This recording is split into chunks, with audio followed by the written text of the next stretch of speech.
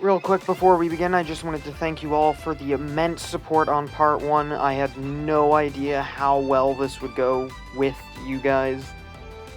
I will try and get these out every Saturday, if not every other Saturday. And with that, let's start the journey. Our main duo begin off the day by meeting up with Professor Cerise and Chloe. Chloe is just about to leave for school, but is at the lab to ask Go to join her. You see, today our class is going on a field trip to a movie studio to see a production behind the scenes. At first, Go declines as he was planning to catch some more Pokemon. However, Chloe convinces him by reminding him she went with them to Dragonite Island because they wanted her to. Ash then jumps in saying he'd like to see the movie production and that they could even meet some cool Pokemon as well. With that, Go finally agrees to join Chloe in his school. Ash, Go, Chloe, and their class all go to the movie set to find the current production they're working on is called Waterfall. It features an Inteleon as the main character alongside 2 Gardevoir. They're filming a scene where the Inteleon and 1 Gardevoir are chasing down the second one. The Gardevoir attempts to use Charge Beam, however it seemingly loses its shape, and the attack hits Inteleon on accident. The first Gardevoir is then revealed to actually be a Ditto who had been using Transform. The director gets annoyed, causing Ditto to run away, much to his trainer's dismay. Yes, this is my version of the Ditto episode, which will play out mostly the same after this. Ash and the group will help look for Ditto, while Team Rocket runs into it, and while trying to get it to join them in Team Rocket, help it perfect the use of Transform. Team Rocket then find out that Ditto is an aspiring actress, and devise a plan to give Ditto back, without making it obvious they're trying to lose Ditto. The only difference to the original is why.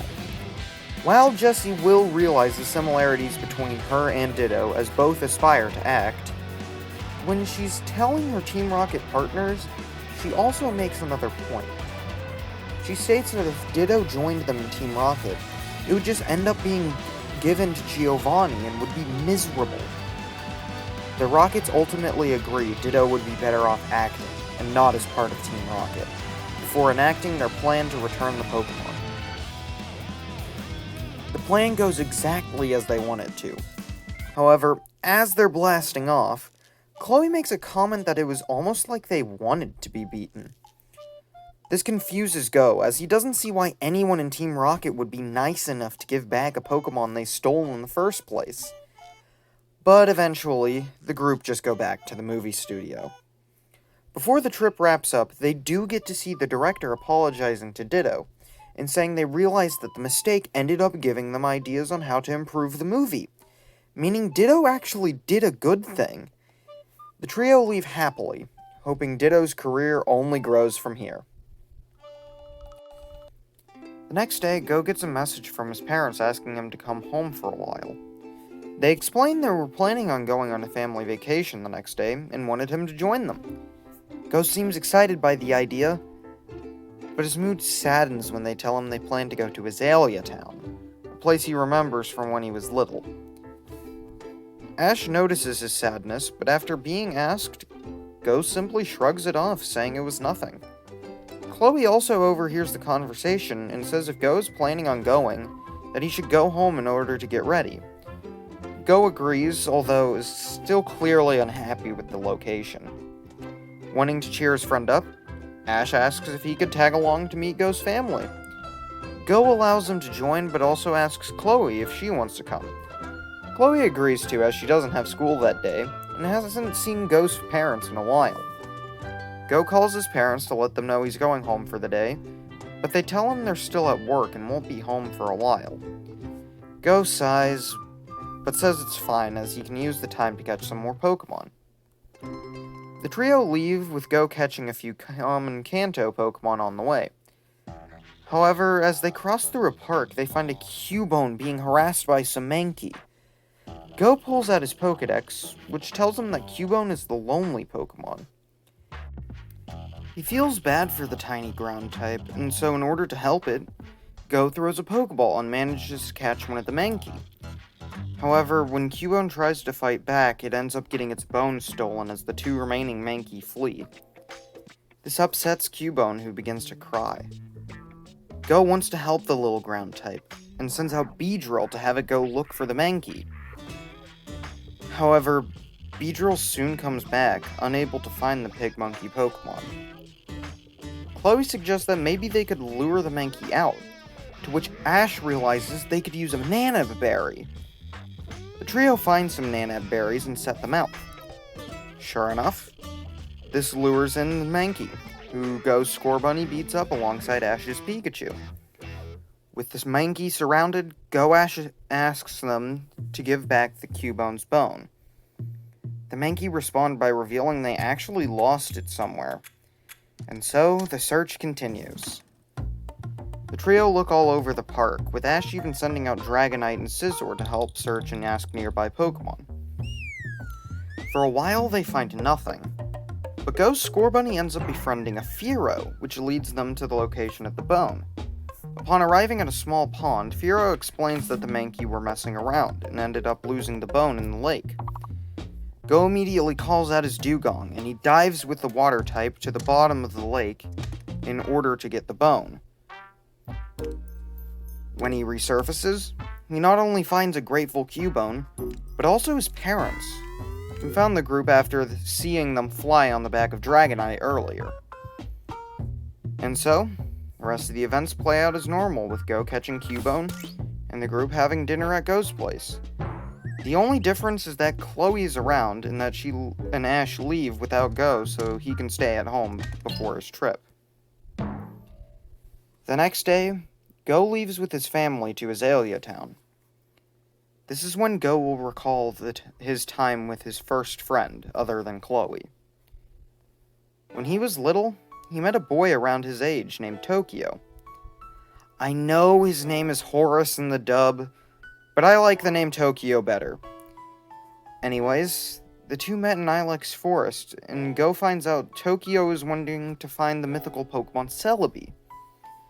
The two spent the day searching for Celebi, and before parting, agreed to meet the next day and continue searching. However, Go never saw Tokyo again.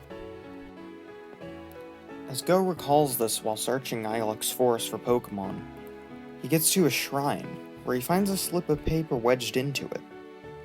Confused, Go pulls out the slip of paper, only to find it was a letter from Tokyo, explaining that he wasn't able to meet up because he got sick that day, and by the time he felt well enough to leave the house, Go had already left. Go feels angry with himself for feeling the way he did, now knowing was a simple misunderstanding. That's when he turns and finds Tokyo with his new partner Chikorita. The two reunite and bond once more as they catch up with each other. Now, you might be wondering what Ash is doing at this time. Well, he had returned to Cerise Lab, only to find out that Gengar is once again causing trouble. This episode plays out relatively the same, just without Go. Ash gets cursed by Gengar, and eventually meets Gengar's former trainer. This trainer is explaining to a girl he's with that he's so glad he got rid of his Gengar 3 years ago, because it was nothing but a burden to him. He could never win a battle or catch another Pokemon as long as he had Gengar with him.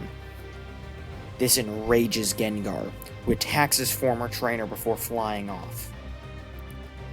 When Ash finds the ghost type, it's run into Team Rocket. The two battle side by side, and Gengar warms up to Ash, who collapses after they beat Team Rocket. When Ash wakes up, he finds Go has already returned from his trip, and that Gengar not only carried him back to Cerise Lab, but has been looking after him until he recovered. When Gengar returns, he gives Ash a Pokeball, allowing him to catch Gengar as the next member of his team. Ash finally gets up and going, and he and Go head over to Professor Cerise to see if he has anything for them. As they walk into the main lab, they see Professor Cerise watching a battle between Leon and the Hammerlock gym leader, Raihan. Ash is amazed by the fierce battle and seeing Leon battle again. To which Professor Cerise mentions it's a masterclass battle to celebrate the beginning of the next season of the World Championship. Immediately, Ash pulls out his Rotom phone and finds the registration for the World Championships. There's already over 1,000 participants. Ash decides in this moment he's going to enter into the World Championships, just as Leon defeats Raihan in a clash between Gigantamax Charizard and Gigantamax Duraludon. Cerise thinks it's a great idea and suggests that Ash should look for trainers that live in Vermilion, which is how Ash finds out about Visquez, the substitute gym leader. Go doesn't think it's a good idea to face her, as she's already at rank 2,109, while Ash is at 10,025. But Ash being Ash, decides he wants to give it a shot, and the two head to Vermilion City Gym. When Ash and Go meet Visquez, she recalls hearing Lieutenant Surge telling her and the other gym trainers about a battle with a powerful trainer who used a Pikachu. Because of this, she accepts Ash's World Championship challenge. And so the battle begins, which plays out the same as before. Pikachu fights Raichu, using its tail to defend against Volt Tackle. However, when Pikachu gets tired, he switches into his newly caught Gengar. Gengar dominates the fight with powerful combinations of Ice Punch, Psychic, and Nightshade, easily defeating Raichu. However, Gengar was not so lucky when facing Electrode, who with a combination of Magnet Rise and Rollout and Discharge, was able to smack around the Ghost type with ease. Pikachu returned to the field and utilized Quick Attack and Iron Tail in order to use Electrode's momentum against it. In the end, Electrode is defeated. But if not for Ash's quick thinking and Electro Web Shield, Pikachu would have been KO'd as well, due to Electrode's Aftermath ability. Visquez congratulates Ash for the great battle, and promises to let Lieutenant Surge know about their battle once he gets back from his training journey. The two shake hands, and Ash finds out his rank has increased from 10,025 to 3,763. Happy with his massive increase in rank, Ash and Go leave the gym and return to Cerise's lab. The next day, Cerise tells Ash and Go he has a very important research task for them. He explains there are many ruins out in the world, filled with all sorts of mystery. Recently, many researchers have been holding expeditions of these places, and Professor Cerise wants the two of them to go study alongside these other expedition groups. Ash and Go are immediately enamored by the idea, and with the excitement, the duo accept the task. So, the two first head off to Violet City's outskirts, in order to visit the ruins of Alph. Once in Violet City, Ash's Rotom phone goes off. He checks it to find a challenge notification for the Pokemon World Coronation series. This is where he battles Oliver, a character of the day from Goldenrod City. Ash accepts the challenge, and the two quickly battle. Ash uses Scyther, while Oliver uses Meganium. The Grass starter can take hits well, but Ash's Scyther manages to cut it down swiftly with a powerful Swords Dance Fury Cutter combo. Due to his victory, Ash ranks up to 2,834. As Ash battles, Go decides to go out and catch some more Pokemon. He walks towards the outskirts of town, only to find a weird-looking tree in the way. It's blocking his path, so he tries to find a way to get rid of it. However, just before he can have a Scorbunny attempt to knock it down, he hears something from nearby laugh. Someone with lavender-colored hair walks up. They explain that the thing blocking his path isn't a tree at all. Go is confused by this, before the lavender-haired person pulls out a small bottle of water and pours it on the tree. Sure enough, the tree is actually a Sudowoodo, which Go then manages to catch. He thanks the girl for the assistance, only for them to laugh again, The person then explains they're actually a guy who goes by the name of Bugsy. Go is shocked and frantically apologizes for the mistake. Bugsy laughs it off, saying it's no big deal. Ash then reunites with Go, only to realize who he's talking to. Ash and Bugsy greet each other, with Bugsy recalling their battle and how Ash's Cyndaquil blew away his Bug-type Pokemon. On the note of Bug types, Ash reveals his Scyther. The gym leader responds in turn by showing off his newly evolved Scizor. Bugsy also explains he's the one in charge of the expedition at the ruins of Alph. The three enter the ruins location, only to see it swarmed with other researchers. Go seems a little unnerved by the large grouping, but Bugsy leads them through the crowd and into the actual ruins. In front of them is some sort of engraving in stone. Bugsy tells them that the stones are rearrangeable, but so far no one's too sure as to what it's supposed to look like. Go and Ash take a close look at it, but both are somewhat stumped. However, Go takes this as a challenge and begins to try all sorts of combinations. This goes on for a long time, with each of them taking turns trying to figure out what it's supposed to be. They eventually reach a breakthrough when Go matches a few pieces together, forming the shape of wings. Ash comments that they look like the wings of a Pokemon, to which Bugsy quickly has Go look through his Pokedex. The trio realizes that the depiction is supposed to be of the legendary Pokemon Ho-Oh, a Pokemon Ash remembers well. And because of that, they proceed to finish the puzzle. However, once it's complete, a trap door opens, which the trio fall through. After they land on the ground, they find several alphabet-shaped markings on it.